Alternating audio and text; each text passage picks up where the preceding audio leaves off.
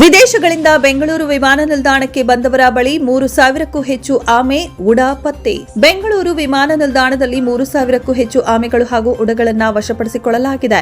Malaysia ಮತ್ತು ಥಾಯ್ಲೆಂಡ್ನಿಂದ ಬಂದ ಪ್ರಯಾಣಿಕರ ಬಳಿ ಇವು ಪತ್ತೆಯಾಗಿವೆ. ವನ್ಯಜೀವಿ ಕಳ್ಳಸಾಗಣೆ ಶಂಕೆಯ ಮೇಲೆ 3ರನ್ನ ವಶಕ್ಕೆ ಪಡೆಯಲಾಗಿದೆ.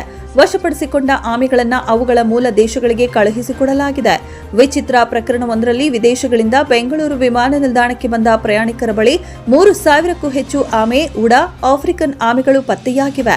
ಅವುಗಳನ್ನು ಅಧಿಕಾರಿಗಳು ವಶಪಡಿಸಿಕೊಂಡಿದ್ದು, ಶಂಕಿತ ವನ್ಯಜೀವಿ ಕಳ್ಳಸಾಗಣೆದಾರರನ್ನ ವಶಕ್ಕೆ ಪಡೆದು ವಿಚಾರಣೆ ನಡೆಸಲಾಗುತ್ತಿದೆ.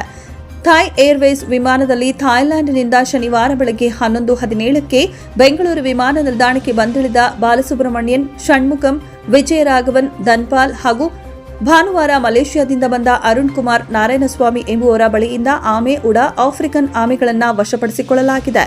ವಶಕ್ಕೆ ಪಡೆಯಲಾದ 3 ಪ್ರಯಾಣಿಕರ ಬಳಿ ವನ್ಯಜೀವಿಗಳನ್ನು ತೆಗೆದುಕೊಂಡ ವಿದೇಶ ಪ್ರಯಾಣ ಮಾಡಲು ಅಗತ್ಯವಾದ ಅಧಿಕೃತ ದಾಖಲೆಗಳು ಇರಲಿಲ್ಲ. ಹೀಗಾಗಿ ಅವರ ಬಳಿ ಇದ್ದ ಪ್ರಾಣಿಗಳನ್ನು ವಶಪಡಿಸಿಕೊಂಡು ಭಾನುವಾರ ಅವುಗಳ ಮೂಲ ದೇಶಗಳಾದ ಮಲೇಷ್ಯಾ ಮತ್ತು ಥಾಯ್ಲೆಂಡ್ಗೆ ಕಳುಹಿಸಿಕೊಡಲಾಗಿದೆ.